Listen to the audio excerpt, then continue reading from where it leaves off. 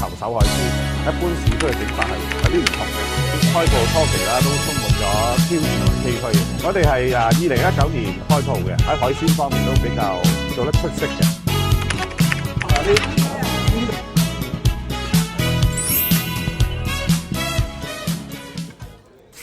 OK， 咁再哥介紹下你哋海鮮城先啦。係，阿橋你好，係我哋海鮮城咧，就當初成立，希望能夠將本地嗰個漁村嘅風味，能夠帶到出嚟市區咁樣，去推廣翻呢個漁村嘅文化。點樣係一個漁村嘅文化咧？因為我哋股東裏邊有啲係本地嘅漁民，咁所以投手海鮮，咁同埋喺個製作方面裏邊都係同一般市區嘅整法係有啲唔同嘅。咁咧保留翻我哋香港本地漁民嗰種漁村嘅風味嘅整法，發薑可鹽蒸魚啊嗰啲啊，避風塘炒蟹啊，或者係瀨尿蝦啊啲咁樣係啦。哦，咁你哋一共到而家2025年一共做咗幾多年咧？我哋係2019年開鋪嘅，開鋪初期啦都充滿咗挑戰同埋崎嶇嘅。開咗冇幾耐，我哋就已經遇上咗呢個社會運動啦，跟住就有呢個疫情嘅來臨啦，咁都係比較辛苦嘅。當時具體遇到啲咩困難？你哋又係點樣去解決嘅咧？最大嘅挑戰咧就係疫情啦，咁有時就4位一台啦，有時8位一台，有時2位一台啦。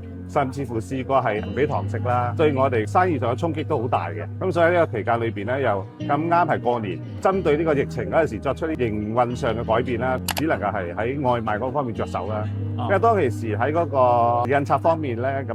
冇人開工啦，咁我透過啲好朋友喺屋企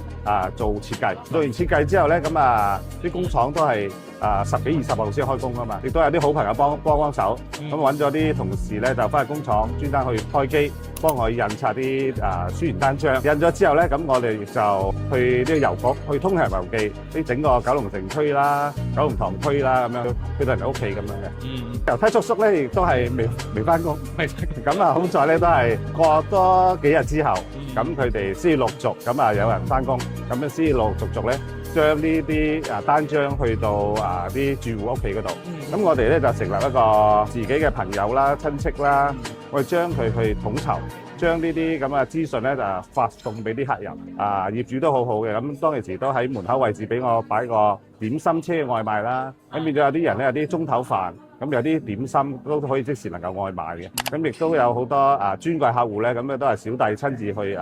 送去到佢屋企門口啦，咁係啦。咁同啲同事咧就可以有公開啦。9年到而家嘅話，都算喺市區呢邊係做得比較成功嘅一個品牌。因為我哋本身就係本地漁民有個背景啦，咁所以我哋嗰個菜式方面咧，咁喺海鮮方面都比較做得出色嘅，即係同埋個貨源方面都係投手啦，即係我哋比較精啲嘅係啦。雖然有保留咗傳統啦，咁亦都係加咗好多唔同嘅新式嘅整法，咁亦都有創新嘅食品，譬如喺燒味方面，咁譬如我哋有啲超聲波嘅燒鵝啦，咁利用啲超聲波去衝擊佢，咁令到嗰個燒鵝嗰個皮咧，比傳統嗰啲更加鬆脆，肉質更加嫩滑，咁所以希望能夠將呢個本地漁村嗰種風味推廣到去到呢個市區，咁令到更加多人認識香港個本地漁民嗰種飲食嘅文化啦，嗰個風味啦。